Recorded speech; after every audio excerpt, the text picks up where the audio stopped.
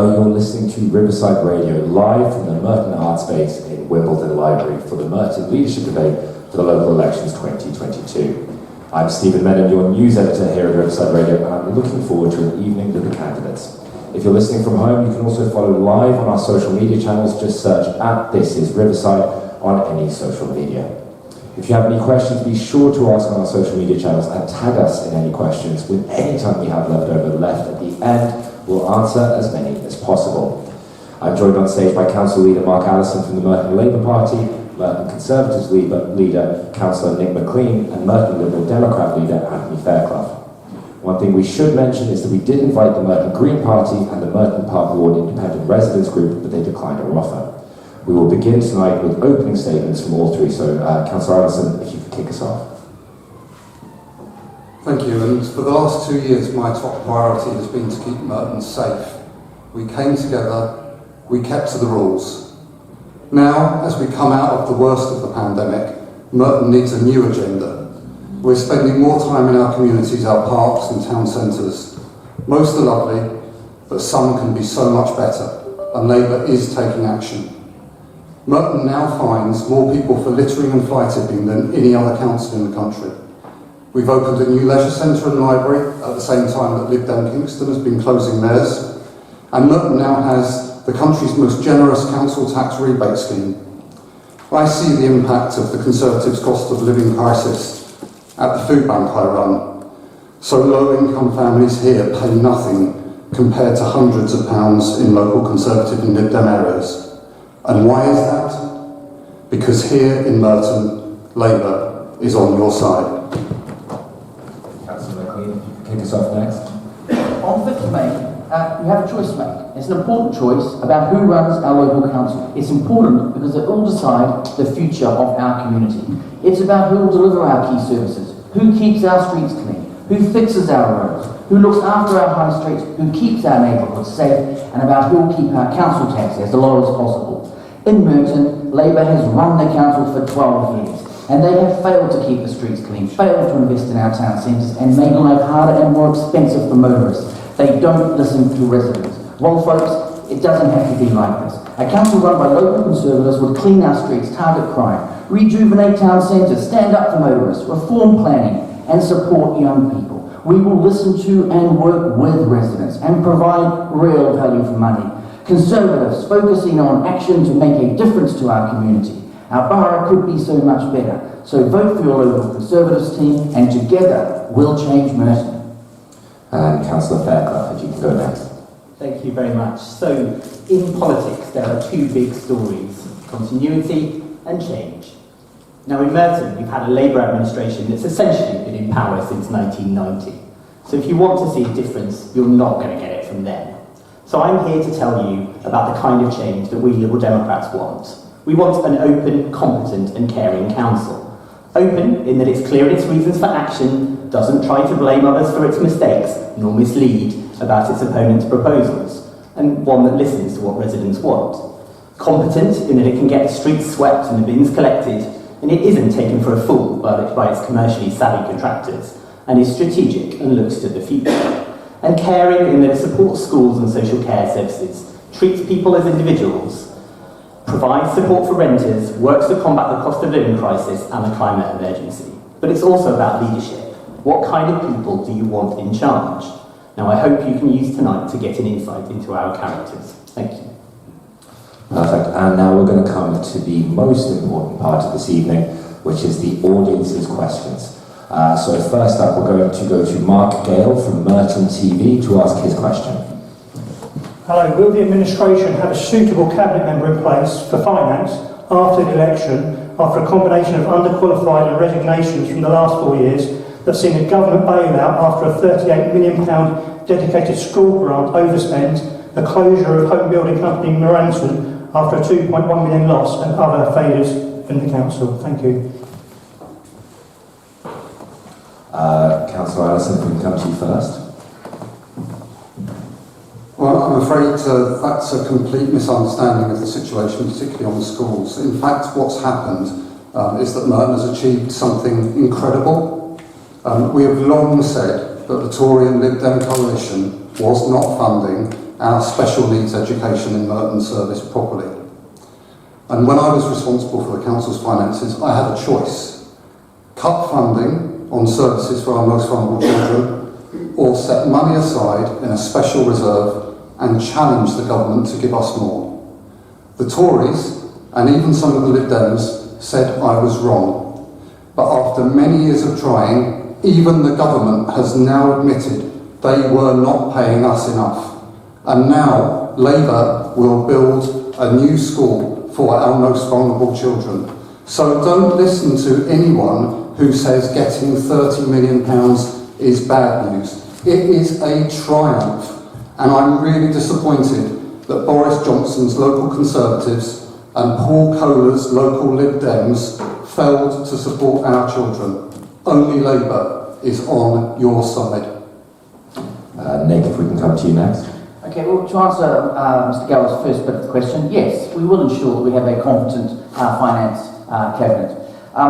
Councillor Allison, I'm afraid that is just not the case. In 2017, there was in the outturn, it was projected to be a deficit of £56 million overspent. It wasn't until we got a new interim Children's Services Director that the alarm cord was pulled. The fact of the matter is, you are given an envelope of money, you have to work within that. And indeed, the cabinet member, Eleanor String, when we challenged her in a recent strategic theme council, simply said she was not prepared to take the difficult decisions. Well, if you're not prepared to take the difficult decisions, perhaps it's about time we put someone in place that can. Now, the fact of the matter is, we have expensive out-of-borough provision. We have been sending our children out of borough. We should have been investing for in-borough provision.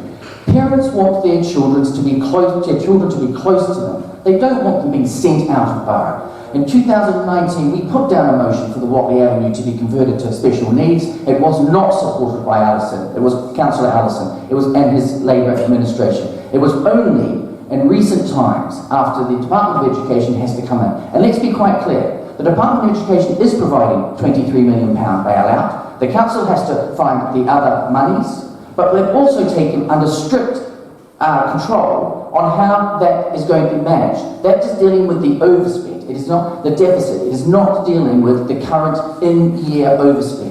The Department of Education has basically had to come in and take control because this Labour administration has lost control. Councillor Allison, I saw you were shaking your head there. I'll give you a chance to respond in just one moment. Councillor Fairclough, if we can come to you. Thank you very much.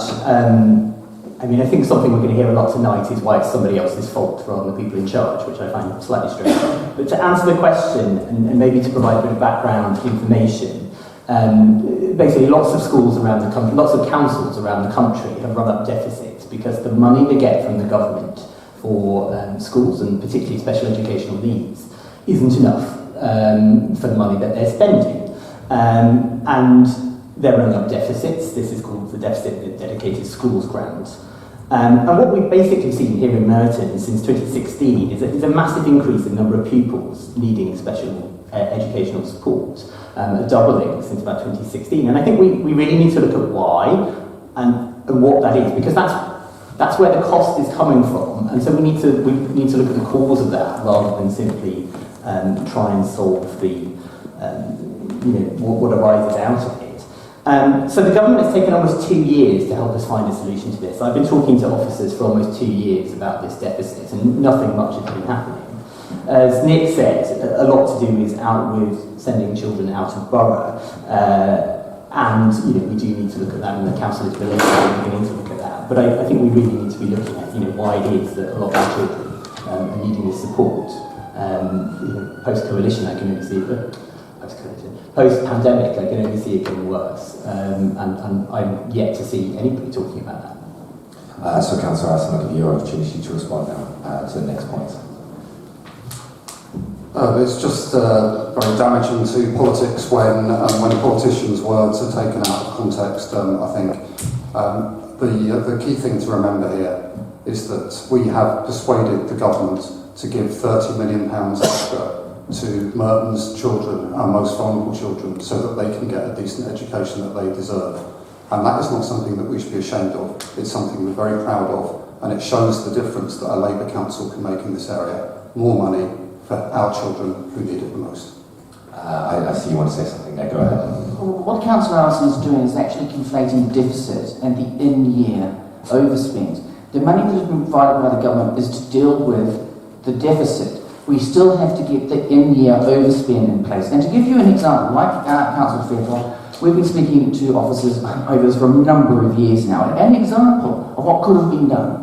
The children that were on the education and healthcare plans, we did not have enough staff at middle-ranking officer levels to review those EHCPs. And as such, we didn't even know if they were still suitable. That's not right for the kids, and it's definitely not right for the budget management. These are the things that could have been done, should have been done. If we had to invest in more officers, we should have invested in more officers. We would have invested to save. Instead, we sat back and we allowed the deficit to roll up, roll up, roll up.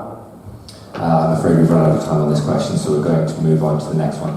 Simon McGrath, if you could just put your hand up once more. Perfect. We'll bring the microphone over to you now. So Simon, what's your question? My question is this: since 2018, only 30% of Merton's housing, new homes, have been affordable, and that's against a target of 40%. What are you going to do differently to fix this problem? So just for our listeners at home, if you didn't quite listen to that, if you didn't quite hear that, I apologise. 13% of houses built in Merton have been affordable against 40%. Nick, we're going to come to you first. Okay, well clearly that's not good enough.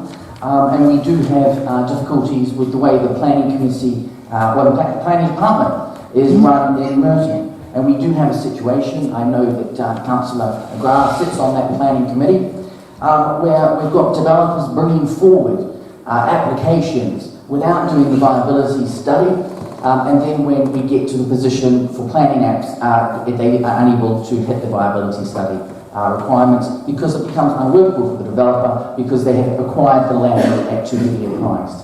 I think we need a much, much more robust planning situation. And I can guarantee one thing we will not do, and that is spend £2.1 million on a development company that never laid a single brick, let alone built a house. Anthony Fairclough, we can come to you next. Thank you.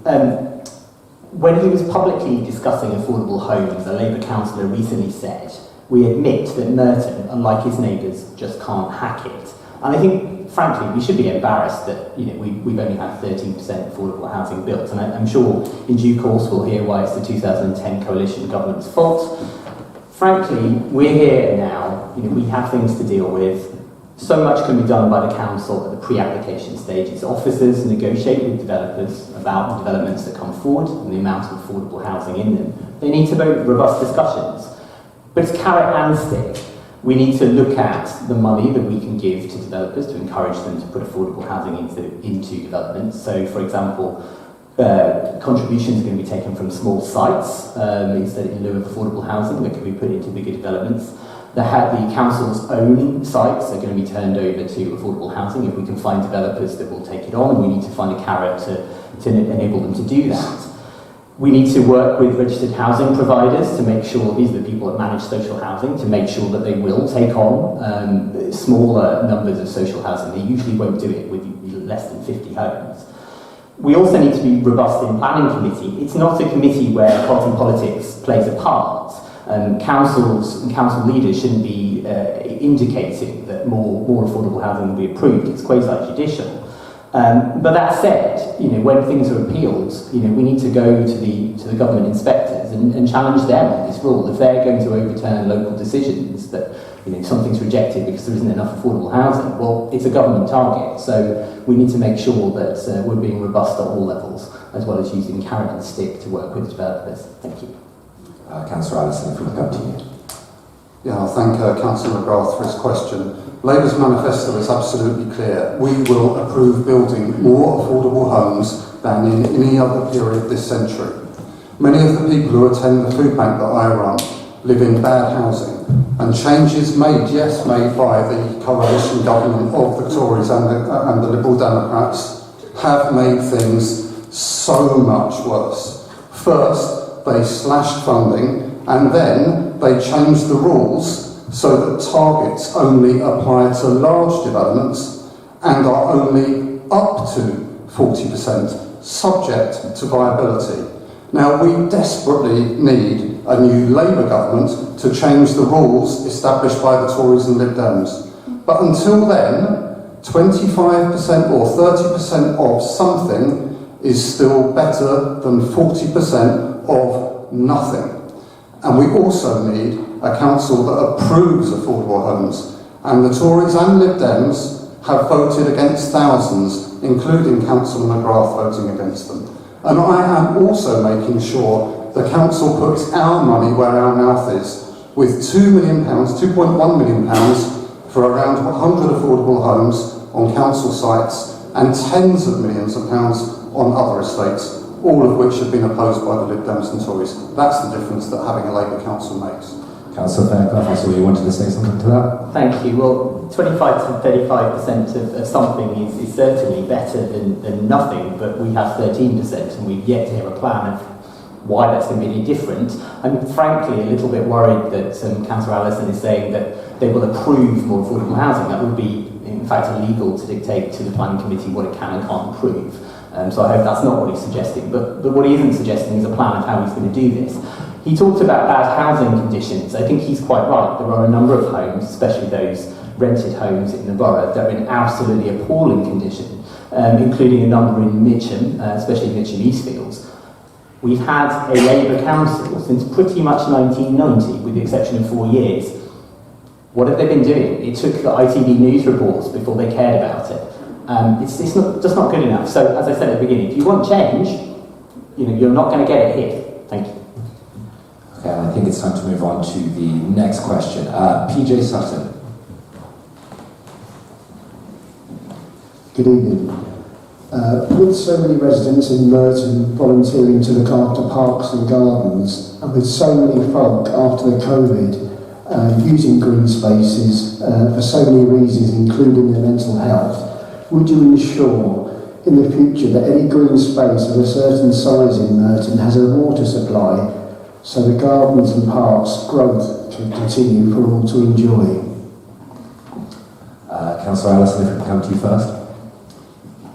Yeah, first of all, thank you to anyone who's volunteering in our community. I'm proud that one of the first things I did as leader of the council was launch Merton Together, which coordinated volunteers with local charities and organisations.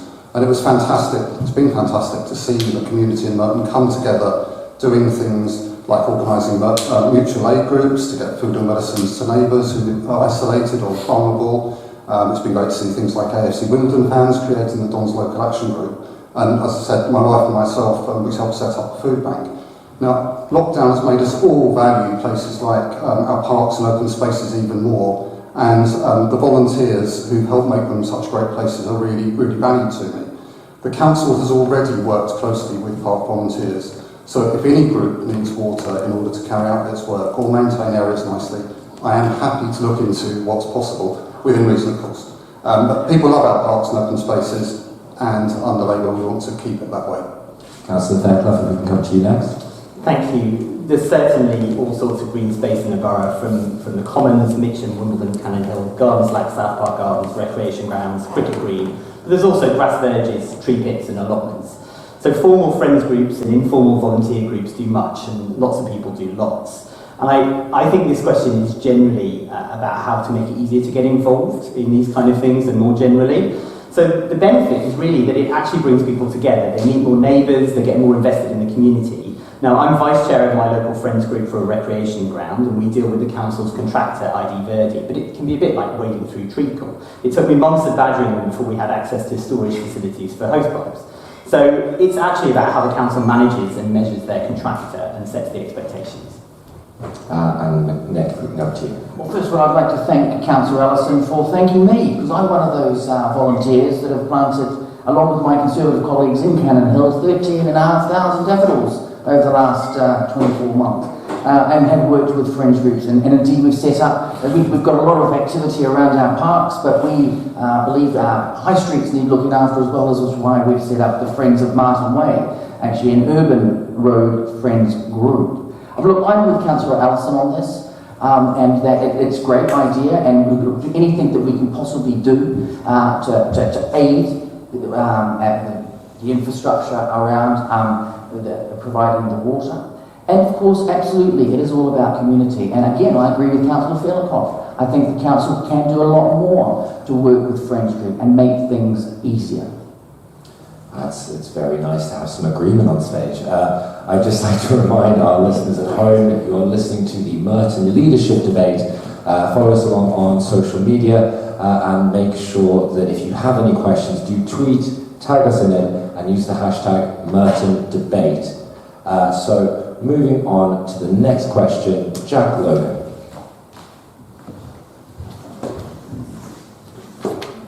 Thank you.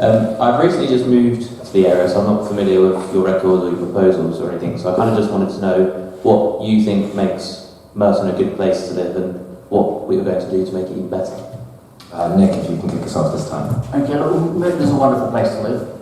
We have fantastic green space, local history, deep-rooted sense of community.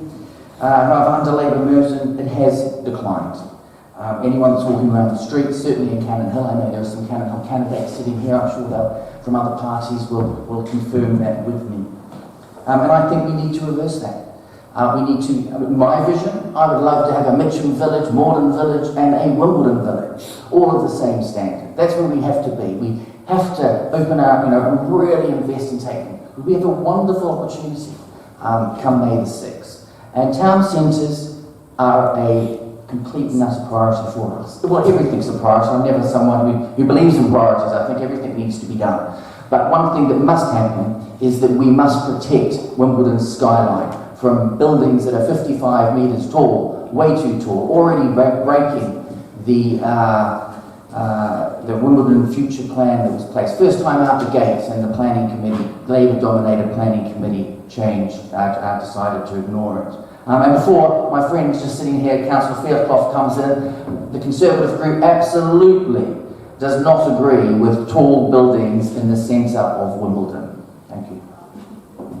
Councillor Allison, will come to you first, seeing as you were name-checked first in that answer. Well, thanks, Jack. And since becoming leader of the council, I tried to find out what makes Merton a great place. I carried out the biggest engagement exercise in the council's history. Your Merton, thousands of people were invited to tell us what they like about the area and how it can improve. People love what a strong community we have here, the way we all came together to help those who needed it most during the pandemic. And I love how organisations like the Dom's Local Action Group and schemes like My Merton Together showed we are a caring and supportive community. And we will need that spirit if we're going to get through the cost of living crisis. And Labour will continue to offer Merton the country's most generous council tax rebate scheme. But your Merton also showed we want better town centres that are great places to visit, to socialise in, and will also boost the local economy and create jobs. And that's going to be my focus as we take Merton towards 2030. Councillor Fairclough, we can come to you next. Thank you. So, yeah, Merton is certainly a great place to live. It's where I've chosen to bring my family up. It's got open spaces, great transport links, it's got good primary schools and a real sense of community. We saw that during the first lockdown with the sort of fantastic sort of mutual aid groups where I was a volunteer coordinator as well. We've got culture, we've got history, William Morris, Cricket Green, we've got the Wimbledon tennis. It's one of the safest grounds in London. And it should be a place we can be proud to call home. To make it better, I think we need to look to the future. It's already been touched upon by Nick. Planning rules should enable us to fill the local area's potential, not frustrate us. I certainly wouldn't accuse the Conservatives of wanting to build tall buildings, but when they did have an opportunity to close the loophole in the planning rules to reduce the heights in Wimbledon Town Centre, they didn't take it, although no doubt he will have a very technical reason why they didn't do that, that he'll tell you about. The local economy needs to be rejuvenated. What do new developments need for the future? For example, should we be encouraging developers to include communal space for homeworking in new flats? Is that something we're going to need? Our town centres are currently dominated by traffic, and yet the local economy will likely thrive around experiences, shared space, meeting friends, spending time outside. We need to do something about that. We should make it straightforward to get and be involved. Council services should be easily accessible and easy to understand. They're often not. It should be easy to report problems in your area and get action. This builds a sense of investment in an area, a sense of pride. We need to look at all forms of accessibility, from the sort of furniture on pavements and broken pavements to step-free access at stations. Merton also needs to be a place where people can afford to live to help create diverse communities. So they're some of the things that I think we need to move on to. Nick, I'll give you the opportunity to respond to that. Okay, I'll just come back on that point. I always am amused when a Liberal Democrat talks about process and technical, because we know how much they love it. We never ever support amendments. These guys get very excited about amendments. Of course, when they don't get their amendments through, because of course Labour has the majority, when it comes to the substantive, the Liberal Democrats roll over and have their tummy tickled by Labour. It happens time and time again, and that's why I find it amusing to hear Councillor Fairclough talk about we're not the change. You've only got to come to a council meeting and see who is opposing Labour and who rolls over and eventually and has their tummy tickled. It's not us. And let's remember, Labour have been running the council for 28 of the last 32, for the last 12. How can he sit here and say we are not the change? Of course we are the change. Thank you very much. So we've got another question here I would like to pose to the candidates. Last August, the Intergovernmental Panel on Climate Change issued a Code Red for Humanity, stating that greenhouse gas emissions from fossil fuel burning and deforestation are choking our planet and putting billions of people at immediate risk, and that we must act decisively now to keep 1.5% alive. We're already at 1.2% degrees Celsius and rising. In light of this, will your party work with other parties and council officers to bring forward the 2050 net zero target for Merton to 2030? Councillor Allison, will come to you first. Okay, thank you. I'm actually the first leader of Merton Council to appoint a cabinet member with tackling climate change in their job title, and we are already working with community groups to deliver Merton's first ever climate action plan. Labour's manifesto on this is clear. We will protect our environment and tackle the climate emergency, plant more than 5,000 trees, pilot a climate bond scheme to fund low carbon initiatives, work with housing providers on retrofitting, decarbonise the council's vehicles by 2025, and introduce environmental impact assessments across all council departments. Now, all of this together is an unprecedented commitment, and we are already also reducing pollution. Polluting car journeys are falling, and the return to public transport, walking and cycling has begun. But I have to say that we should be careful. I have scrap plans which the Liberal Democrats said should be a matter of urgency to penalise motorists. We need solutions that understand we are in a cost of living crisis, and it will take government action as well as council action to deliver that, and we'll work with anybody who will work with us on this. Councillor Fairclough will come to you next. Thank you. Now, there are targets in the Council's climate emergency declaration only because we wanted to put them there. The original Labour proposal simply wanted to leave that as a matter for a committee to debate in the future. Now, climate emergency is urgent. We need to do things about it now. I can't understand why they just wanted to debate it for ages. But the question is right. We actually need to move further and faster. So we've already been working within the council. Our group has pushed for trees, biodiversity and single-use plastics to be covered by the action plan, all not originally there, and for fossil fuel divestment, which has been blocked by the Labour Council. Now, we wanted direct leadership and responsibility too, pushing for a cabinet member just for air quality in the climate emergency, rather than one for planning and regeneration, housing and the climate emergency, a job that's far big for any one person, as their record on housing might show. Now, the council has a leadership role too. Only about 2% of carbon emissions are directly under the control of the council. Transport is a huge area, it's around 17% of emissions.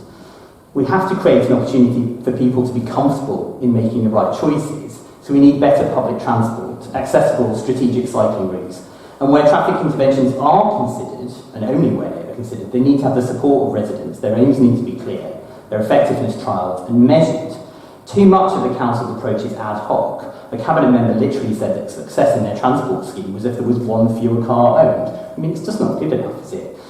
We've got, as we will all night, have this bizarre suggestion from Labour that nothing is their fault. he made a sort of vague reference to a Liberal Democrat proposal, which is not the strict truth, is it now, Councillor Allison? In 2016, December 2016, before I was elected as a councillor, the Labour Party decided that they were going to introduce emissions-based charging for parking.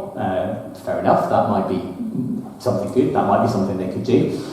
We don't know, we didn't see the details. The details come through in 2019, they don't want to do that anymore. They want to do that in the future, but actually what they want to do is they want to double the parking charges on people who live in Wimbledon and Rains Park.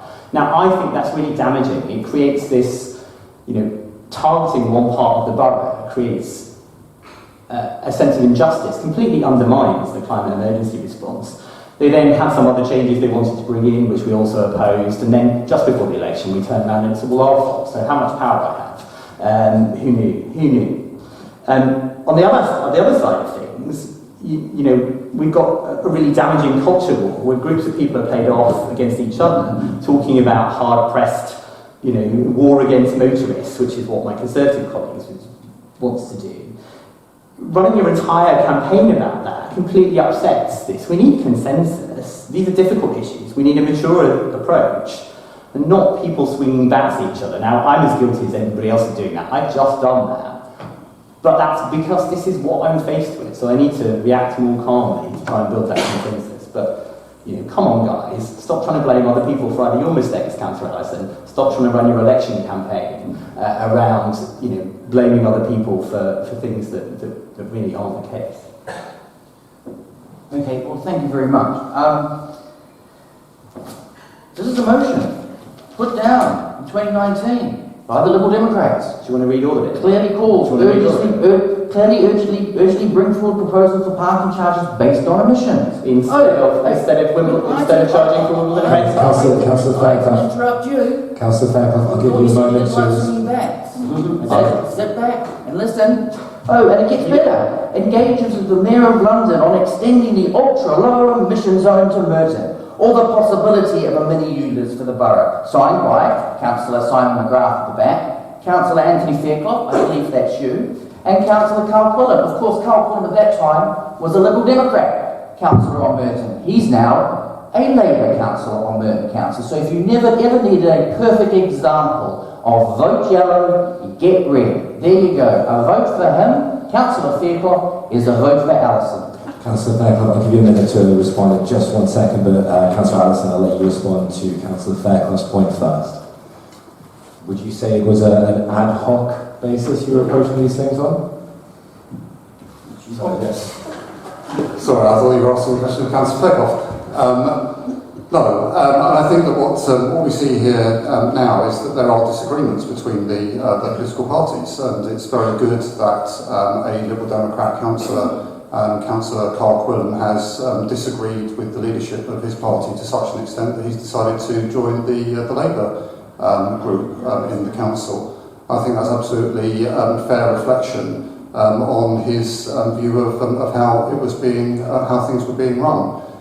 We initially started in 2018-2019 with the New Liberal Democrats trying to engage with them. So when they were saying we needed to introduce this ULEZ and we needed to act as a matter of urgency to ramp up prices for parking prices, obviously we're prepared to work with them. But as the time has gone on, it just doesn't work. And so I have scrapped those policies. They are not going to happen. In Merton. The cost of living crisis is too great, and there are other ways of solving the pollution crisis as well. Pollution is reducing in Merton already because of other measures the council is doing, and because residents themselves are changing their behaviour, which is really, really good as well. We don't need a top-down Liberal Democrat approach, penalising everybody, and they're quite happy to charge people hundreds of pounds more in council tax as well as they do in Kingston and Richmond. We don't want that sort of thing here in Merton. Councillor McLean, I'll give you in one moment. First, I do need to ask Anthony Fairclough if a vote for yellow is a vote for red. Of course it's not. I mean, you've seen tonight, he blames everything on the coalition, government from 12 years ago. We're not the same. Clearly, He thinks we're going to coalition with the Tories think we're going to coalition with Labour. They're both running scared. Who are you going to go into coalition with then? You don't have to. Because you're not going to take power, are The you? council doesn't have to. Would you rule out? Sorry, Would you rule out going into coalition with the Conservatives? Rule out going to coalition with either of you. You're both as bad as each other. The council doesn't need to be a coalition. To come back specifically on the point, I mean, what you've seen tonight from Councillor Allison is a constant, every single answer. Nothing is his fault. Everything is somebody else's fault. Emissions-based charges for parking, polluter pays principle. But the principle is not a bad idea. Not a bad idea. We'll look forward to seeing that in a Conservative email tonight, because that's what they do. It's not a bad idea, but the devil is in the details. So in 2016, when he was the finance lead, that's something he wanted to do. In 2019, you nodded your head. You sat in a cabinet meeting in December 2016 and voted it through. Maybe you can't remember the detail. They then, in 2019, added some additional charges. That was doubling things for people who lived in Wimbledon Race Park. Hugely damaging. Hugely damaging. Don't do it in Mitcham and Malden, but they do it in Wimbledon Race Park. Damages things. We oppose that. We said if you're going to do it, it'd be better to stick to your polluter pays principle, the principle you originally had, not to do the double, to double it up. They then, when they realise there's an election coming, decide that they're going to scrap the whole thing and blame it on us, and that's what you see. Of course, emissions-based charging would have reduced parking charges for around half the people in the borough. That's what their figures said when they were trying to get it through. When I was arguing in cabinet meeting, when I attended a cabinet meeting to argue against this man and to argue against introducing his scheme of emissions-based charging, I was told, no, half the people are going to pay less. Now we're told we can't possibly introduce it because people can't afford to pay it. Well, I thought half people are going to pay less. All these things are a matter of records. You can look them up. You can even watch them. They're on YouTube. But all we'll see tonight is this man blaming other people for his own decisions. It's what I said at the beginning. Quality of leadership. What's your leadership style? Do you just blame other people? Yeah. Councillor Faircroft's quite right. It is a matter of record, and the budget earlier this year we put down an amendment to the budget asking that the emission-based parking charges absolutely be ruled out for the municipal term 22 to 26. Labour failed to support, voted against it. Liberal Democrats failed to support it. And of course, Labour can't be trusted because in 2018 they said they wouldn't introduce the wheelie bins, and then they did. Said they wouldn't cut Little League's funding, and then they did. They said they wouldn't cut the funding to Merton Music Foundation, and then they did. They made up with 10 commitments with Clarion Housing on the High Path of Malden and the High Path of the Eastfield Estates, and then they went on to just ignore them. So, Labour can't be trusted, and I'm afraid the Liberal Democrats, once again, they talk about change, but really they're not even on the pitch. So I think it's time to move on because we've got our first social media question. Matthew Marks has tweeted out saying, the Cool Spaces map by the LDN government shows a drinking fountain in Colliers Wood recreational ground, but Merton Council has shamefully left this broken for years in a green flag award park, no less. No wonder the park is littered with plastic bottles. When can we expect to see movement on this? Councillor Allison, if we can come to you first. Sorry, there's a little bit too much detail in that I don't know the answer to. I would suggest to anybody that if you find broken facilities in the council, that you contact me. I'm very accessible. You can contact me, mark.allison@merton.gov.uk, and I'll see if I can get it fixed. I wasn't aware that there was a broken water fountain. I'll try and find out more for Mr. Marks and deal with it. Nick, if we can come to you next. So this particular water fountain in Colliers Wood? This is in, let me get the tweet back up once more. Colliers Wood Rec. Yes, it's in Colliers Wood Recreation. Okay, 3 Labour councillors, much the same as Eastfield. We talked about their housing conditions before. 3 Labour council, Labour MP, Labour council. We've got 3 Labour councillors in Colliers Wood. It's been like that for years, nothing has been done. I think that says Chelsea will be why it's time for change. And Nancy. We're talking about drinking fountains.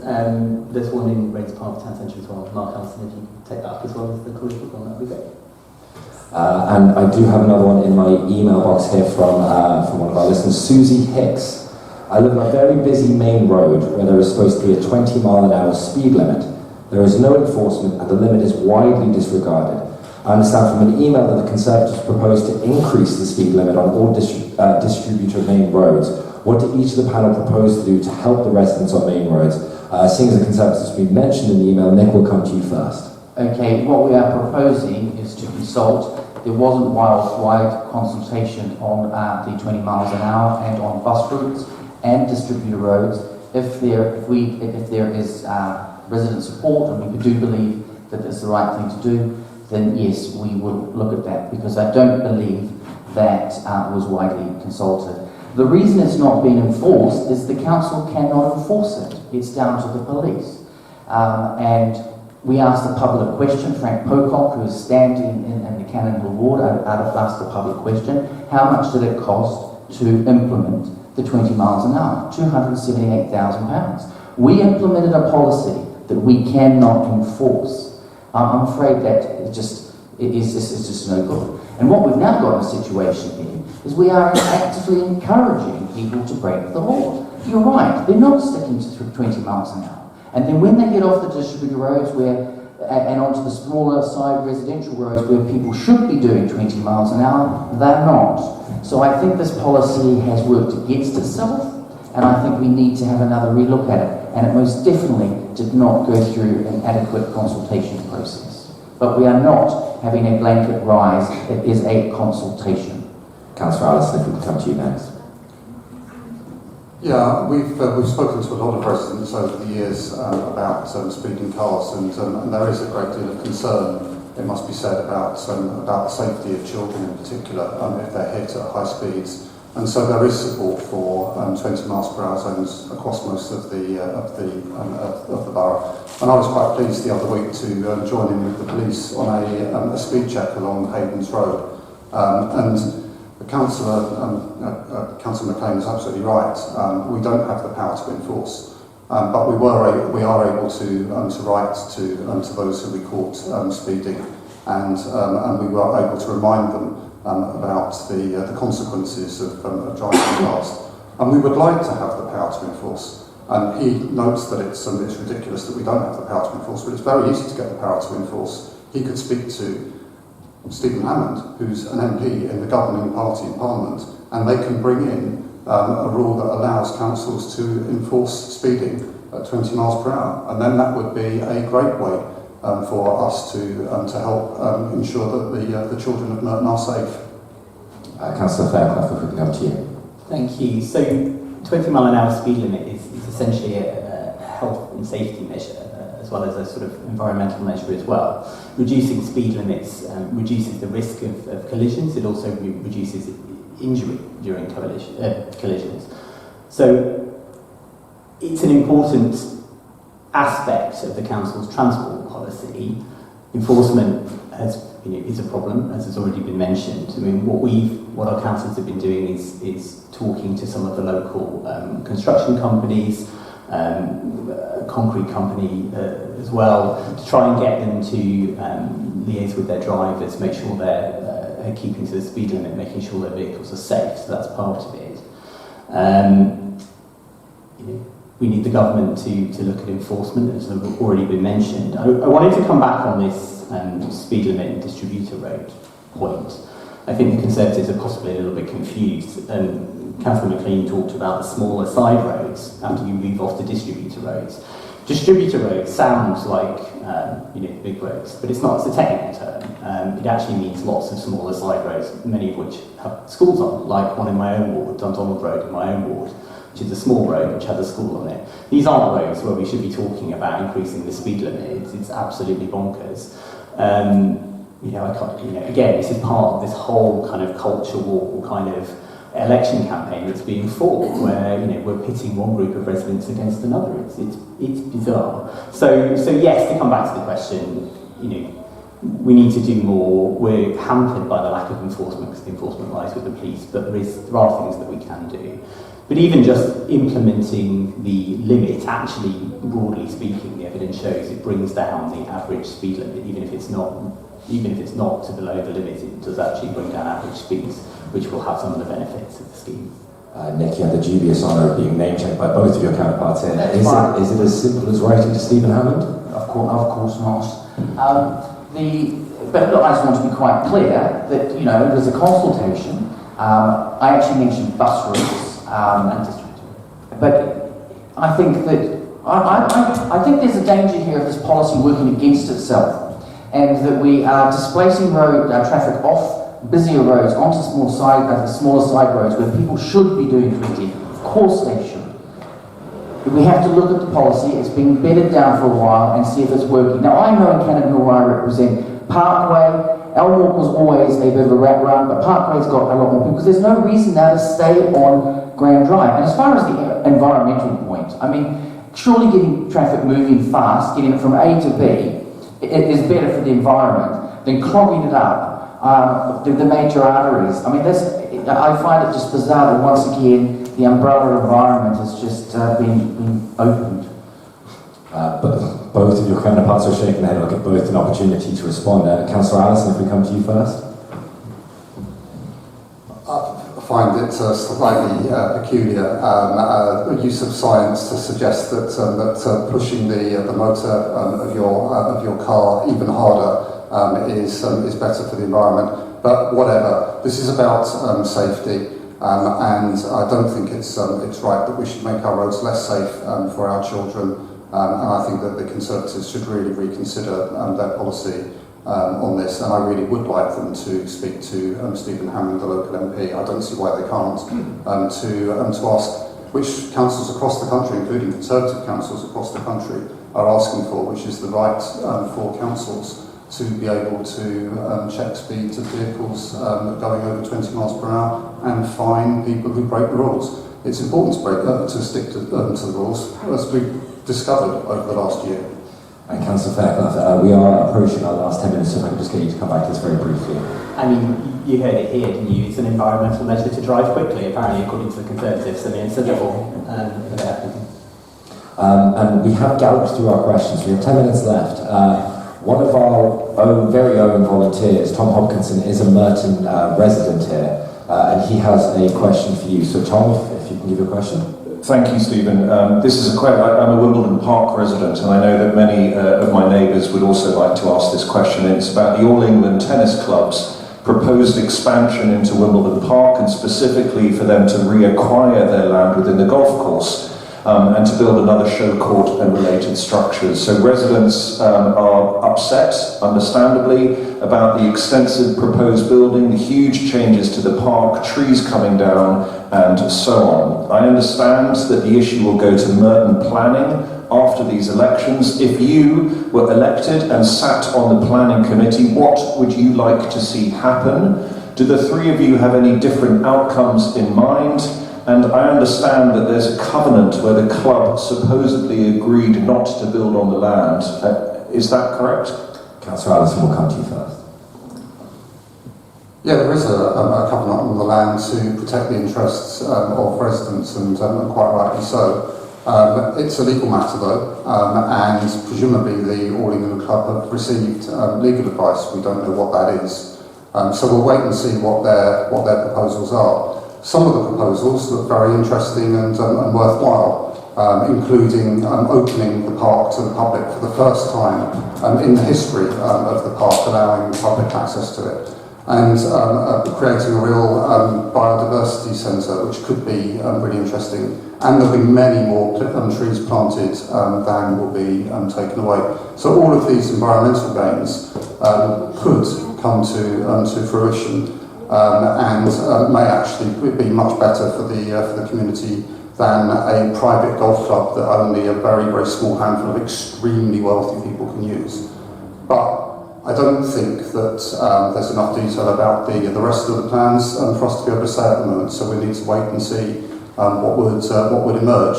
A show court, do they need it? I don't know. Will the tennis courts be better or worse for the environment than a golf course? I don't really know. Let's wait and see what the proposals are and see what they've got to say. Councillor McLean, if we can come to you.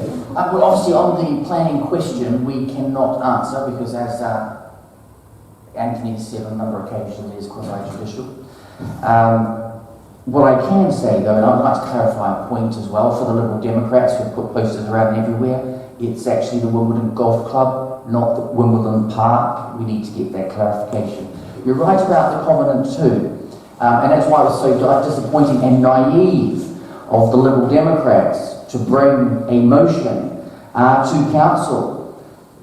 They've been on the council now for 4 years, they think they know, you would think they know how it works. Labour have a majority, therefore they can amend motions. And so what they gave was the opportunity for Labour to use their majority to amend and therefore downgrade the covenant word enforcement to respect. And what was so bizarre, we didn't want to play any of that game. We did not want to give Labour the opportunity to weaken the position. And then, when Labour used their majority, as they were always going to do, amended it, the motion, traded it down from enforced to respect, which was a lot weaker, the Liberal Democrats then voted with Labour, once again, rolled over and got their tummy tickled. Councillor Fairclough, was it naive? I think Councillor McLean is doing an impression of a sort of southern states kind of Republican politician there. I mean, there's a lot to say both in answer to the question and in answer to Councillor McLean. Councillor McLean makes some very odd points about council motions. I mean, his argument, the logic of your argument, Nick, is that you would never propose anything because Labour have the majority and therefore could always overturn it. Now, you've definitely proposed some things and they've definitely been amended. So that can't be true. Now, it's also the case, and good people here and who are listening, he misleads in the sense that the council administration can do what it likes, can absolutely do what it likes. Full council, when it votes, is a restraint on that. It doesn't empower them, it doesn't give them powers to do stuff, it can control how they do it. But outside of those motions, they can do what they like. So us presenting a motion didn't empower Labour to water anything down. It actually placed a level of restriction on them. So it's not naive. Unfortunately, we'll get the procedural games to justify their strange voting patterns, which would really mean you should never vote anything. Why do you turn up to the council meetings if actually it's a situation? Anyway, I'll come to the question. Yes, there's a covenant. The covenant is that the land will be used not for building, but only for the recreational purposes it has. Now, we ask the council to commit to upholding that covenant. As you've heard tonight, the sort of words from Mark Allison, they're quite keen, I think. They don't want to say it, but they're quite keen that it goes ahead. Now, we're talking about I think it's a 15-storey show stadium. We're talking about 10 kilometres of road. We're talking about the loss of 300 mature trees. This has an environmental impact. There's some greenwash with the suggestion of a park, which Labour have kind of latched onto. But of course, when a matter comes to planning, you don't get to pick and choose. You have to take the whole thing. You can't say, we want that bit, we don't want that bit. You've got to take the whole lot. So, that's kind of the situation where we are. As Nick said, we can't say what we'll do on a planning committee if we're there, because it's quasi-judicial. But we did ask the council to say they would uphold the covenant. It wouldn't. It will only respect the covenant. You've heard here tonight that they'll listen to the legal arguments of the Wimbledon tennis. Well, they could come out and say what they actually believe, or they could hide behind these weasel words. Well, I think Councillor Fairclough has just demonstrated why it was so naive. To use his own words, Labour are very keen for this to go ahead. So what they gave them the opportunity was to amend and therefore take it down from enforced to respect. Labour could not have brought something to the floor like that because they could have been accused of potentially gaming. But what the Liberal Democrats once again didn't think it through, too keen to stand on and jump up and down and claim an issue, more interested in walking up and down sidewalks with placards than actually being politicians. They gave Labour the opportunity and Labour took it. Just very briefly, because we're into the last 5 minutes, I'm afraid. Yeah, I'm sorry, I should have said that aside from being sceptical about the scheme, which obviously we are, and we need to wait and see what it is, I do think it's important to stress as a resident of Merton how proud we all are as residents of Merton that the All England Club is part of our local community. It's one of the biggest employers, one of the biggest contributors to the local community. And when we talk to our friends around the world about where we live, we describe it very often as we live in the same place as the Wimbledon Tennis Championships. So it's a really good organisation. It does a great deal of for local charities, local schools and so on. So let's not kick them too much, even though we're being sceptical right now. Now, we could go on with this all night, but I'm afraid it is time for us to start wrapping up. We'll come to closing statements from all of the candidates in just one moment. I'd like to thank the candidates for being here. I'd like to thank the Merton Library, and I would like to thank all of you for coming out. And from Riverside Radio, all I can say is please go out and vote. Every single vote matters. So, for closing statements, Mark Allison will come to you first. Thank you. Merton faces a choice. Only two parties can run the council.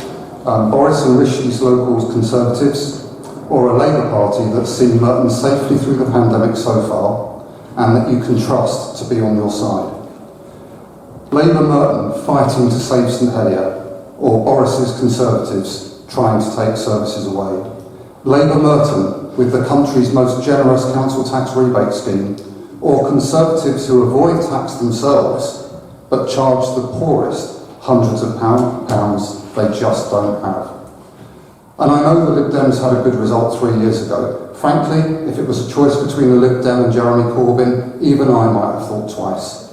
But Labour is under new management. We've brought AFC Wimbledon home. We've made our schools the best in the country. We've brought Merton together. We're on your side. Councillor McLean. Well, I'm going to start, finish where I started actually. On the 5th of May, we have an important choice, and it is about who is going to run this council. And there are only two parties that can win. Because of the boundary review, it is mathematically impossible to win the council unless you win seats in Mitcham and Morden. There are only 27 seats in the borough of Merton. Even if a party was to win all of the seats, you're not going to get the majority. So the only party that can challenge Labour, the only party that can take control is the Conservative Party. So that is the choice now. A vote for change, a vote for a brighter future, or a vote for more of the same. Councillor Fairclough. Thank you. We've had a couple of firsts here tonight. Nearly 30 years of problems are actually the 2010 coalition's fault. My feedback to Councillor Allison is that good leaders accept the good and the bad, acknowledging and learning from their mistakes. You can't just keep passing the buck. What have you learned from your time as leader? And to Councillor McLean, playing the culture war, trying to set motorists off against other people in a miserable way to try and win an election. Fast cars protect the environment, come on. There's no point voting for council motions because it's procedurally complicated, Nick. Mischaracterising your opponents just doesn't wash. You need to be strategic. And you can't just wait for Buggins' turn. Now, there's one party that both of this lot are telling you can't win, and that's us. And the reason they're telling you that is because we can win. Voting for the Liberal Democrats will give you a fresh start. Community champions will work hard for you. They'll listen to you carefully, they'll look at the evidence to support the decisions, and we won't be afraid to change our minds if we get it wrong to ensure pragmatic and workable solutions to the challenges we all face. Thank you. Thank you very much. And just once again, I'd like to thank you all for coming out. I'd like to thank our listeners at home, and I'd like to thank the Merton Art Space for hosting us. And just one final time, please go and vote on the 5th of May.